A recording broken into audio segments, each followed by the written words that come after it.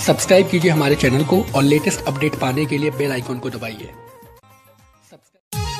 Gram सभा रेवरादास से प्रधान पद के कर्मठ एवं जौहर प्रत्याशी फारूक अली भैया को भारी से भारी बहुमत से विजयी बनाए। जी हाँ, फारूक अली भैया को भारी से भारी बहुमत से विजयी बनाए। आपका घर का बेटा, आपका चहेता, आपका दुल्हनुआ फारूक अली भैया को भारी से भारी बहुमत से विजयी बनाए।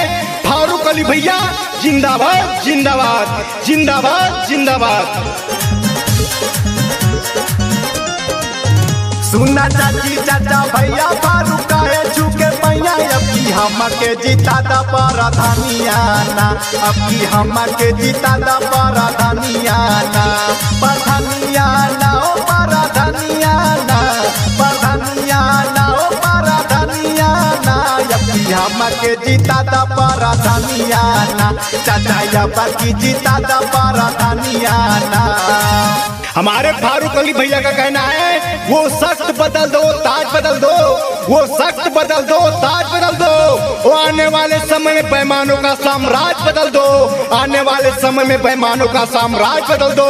तो आपका बेटा, आपका घर का चहेता फारूक अली भैया जिंदाबाद जिंदाबाद जिंदाबाद जिंदाबाद। जब भी कोई पड़े मुसीबत भैया दौड़े आते हैं, रुपया पैसा भाग दौड़ में पूरा साथ निभाते हैं। फारूक अली भैया जिंदाबाद जिंदाबाद। जब भी कोई पड़े मुसीबत भैया दौड़े आते हैं, रुपया पैसा भाग दौड़ में पूरा साथ निभाते हैं। नहीं आई कोई आज कहूँ बतिया में साच रहे, खुशहाल हराई न सनवाना, रहे खुशहाल हराई न सनवाना, इंसानवाना ओ न सनवाना, इंसानवाना ओ न सनवाना, यही बेटावा पे जाई दादिया नवाना, अब की हम के जीता दा प्रधानियाना।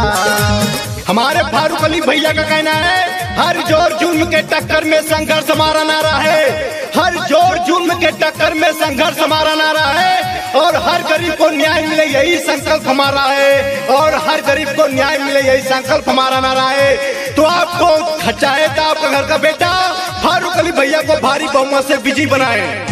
कोई योजना आए भैया सबको ये दिलवाएंगे, गली गली सीसी रोड नाली भी बनवाएंगे। फारूक अली भैया जिंदाबाद जिंदाबाद जिंदाबाद। कोई योजना आए भैया सबको ये दिलवाएंगे, गली गली सीसी रोड नाली भी बनवाएंगे।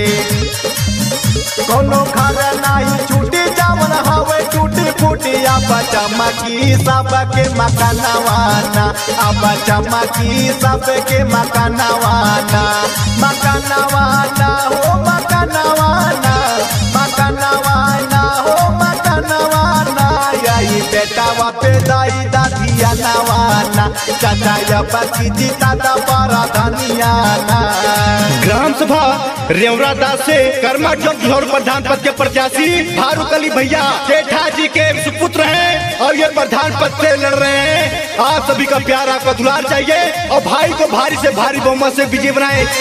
बने विरोधी जितने हैं केहू के ना चांस मिली, फारूक भैया के आगे हो केहू के ना दाल गली। रेवरादास की जनता करे पुकार, फारूक अली अब की बार। बने विरोधी जितने हैं अब केहू के ना चांस मिली, फारूक भैया के आगे हो केहू के ना दाल गली।